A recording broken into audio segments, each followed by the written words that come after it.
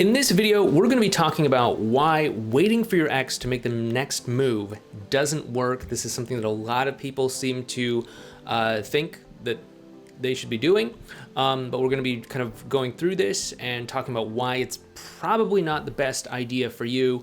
But first, my name is Clay with modernlove.life, where we help you get the great loving relationship that you're looking for without having to play mind games, without having to play hard to get, and without having to pretend to be someone or something that you are not, because you, of course, deserve to be loved for the unique, amazing, and wonderful person that you are. And if you agree with me and you want to help me out with this channel, please hit that thumbs up button, subscribe to the channel, and leave a comment down below. All these little things help me with the YouTube algorithm, so if you can just hit the buttons below, that would help a lot. Okay. So what we're talking about is why waiting for your ex to make the next move doesn't work, why it's not a great strategy, and what you might want to think about doing instead. So I've been working with a lot of people, and usually people will hear some sort of advice from someone else on the internet, and it's something along the lines of, oh, hey, after XYZ happens, you just got to wait for them to come to you. You got to wait for them to contact you again. It's their turn. They got to do it.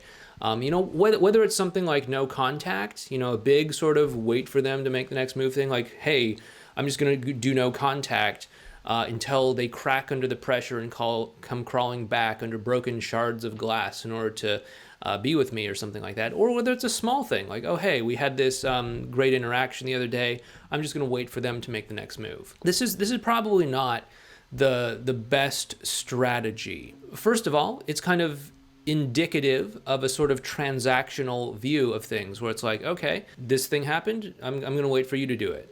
And then after that, maybe then I'll think about doing something else. And that's generally not a very good place for you to be in when it comes to a relationship. I know that there are certain people that have this whole transactional worldview of relationships where it's like, men only want to have sex and women only want commitment. Therefore, the man has to give up commitment in order to get sex, and the woman has to give up sex in order to get commitment. And it's all just one big transactional thing. Okay, that's a really jaded view of the world there. How's that working out for you in your own love life there, buddy? That's not the world that I live in. I live in a world where actually men and women both want commitment and sex. And we can all have great experience. I guess I should probably tone down the S word, the SEX word. I did a video last week on physical texting. Let's put it that way. We got sort of the break put on our video, so it didn't get so many views. So I guess I gotta dance around that word a little bit, advertisers or something. But anyway, let's just say men and women like commitment and also like being physical. There we go. Okay, take that, censors. It doesn't have to be this transactional relationship. No, totally not. The problem with waiting for your ex to make the next move is that it relies on the past doing all of the work, okay? It relies on your ex looking back at the past and saying, that was really great. I'm gonna feel compelled to take that next step forward and contact you. Whether that's, oh, you're doing no contact and I miss you so much and I miss the good old days that I'm gonna crack under the pressure and contact you or something like that. That can work, but typically your ex has a reason for breaking up with you, and that reason has to be overpowered. If their reason for breaking up with you is something big, like maybe you cheated on them or broke their trust in some way or something, they're going to have to get over that.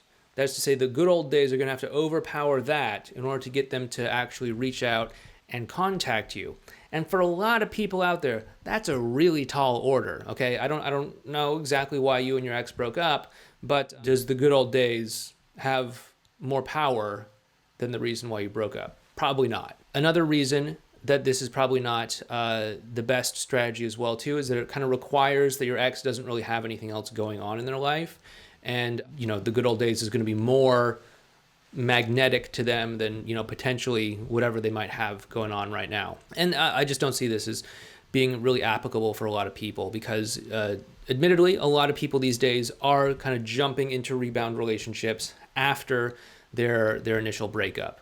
I've been at this for about 10 years and I've definitely seen an increase in the number of rebound relationships that seem to be happening after a breakup since, back when I first got started. And I think that there are a lot of reasons for this, specifically like how we as a society are dealing with our emotions, specifically how we are less comfortable with uncomfortable emotions and how we turn away from the present moment and how certain things that most of us carry around with us are conditioning us to turn away from the present moment. But that is a story for another day. Let's just say there is a lot more rebound relationship activity happening these days. There's going to be something competing for your ex's attention, most likely. And the good old days may not be powerful enough, especially given the fact that there's a reason why the two of you broke up that has to be kind of overcome. And also there's other things vying for your ex's attention, most likely. With that being said, you want to actually take an active role in building that emotional connection with them. You don't just want to take a passive role and just sort of sit back and say, you know what, I'm just going to wait for them to make the next move. There are some times and some places when that might make sense, but most of the time, I see a lot of people doing that just to kind of stay in their comfort zone, just because they don't want to stick their neck out there and say, hey, it was really great seeing you today. You want to get together next week, or whatever it might be, right? And so what we want to do is we want to say, okay, am I doing this just to be in my comfort zone? If I am, that's probably not a very good reason to do it. If there's like a valid reason to do it, like maybe there's a lot of, ill will between you and your ex or something like that. They're really pissed off at you and they've directly asked you for space or something like that. Yeah, then it might make sense to say, okay, cool. I'm going to give you some space. And when you're ready, feel free to contact me. I'd love to, patch things up or whatever. Other than that, you probably want to go out there and actively take an active role in this. You want to go out there, say, all right, comfort zone.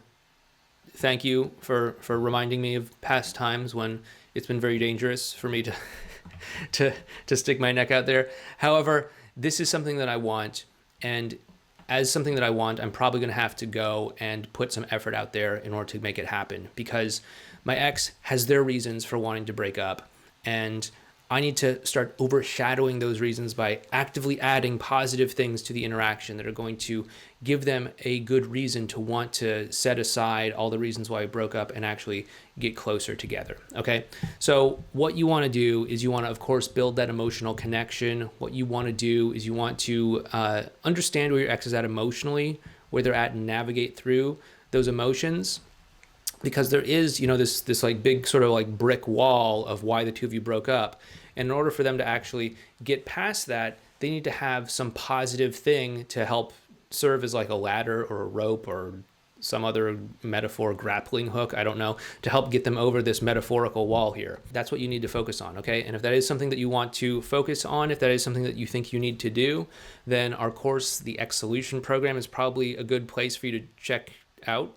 We teach what are called advanced relational skills, which are how you bring yourself to the interaction to really create positive interactions between the two of you.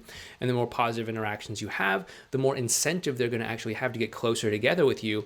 And that's going to, of course, help beat down that brick wall, that obstacle, that reason that they have for breaking up with you, and help replace it with a new possibility for the two of you actually getting back together. And if that is something that you want some help with, of course, we do have ESP, X Solution Program. It's right down there in the description box. It's coming up almost on 10 years since we created ESP, which is incredible. I probably need to start thinking about something to like commemorate that or celebrate it or something like that. I don't know. I'll keep you updated in any way, in any form. That's in May. I'll have to think about how to do that. Anyway, take care. If you like this video, once again, please hit that thumbs up button, subscribe to the channel, all that good stuff. If you do want to understand what your ex is going through emotionally, we do have this whole video series over here on what we call your ex's 5 stages.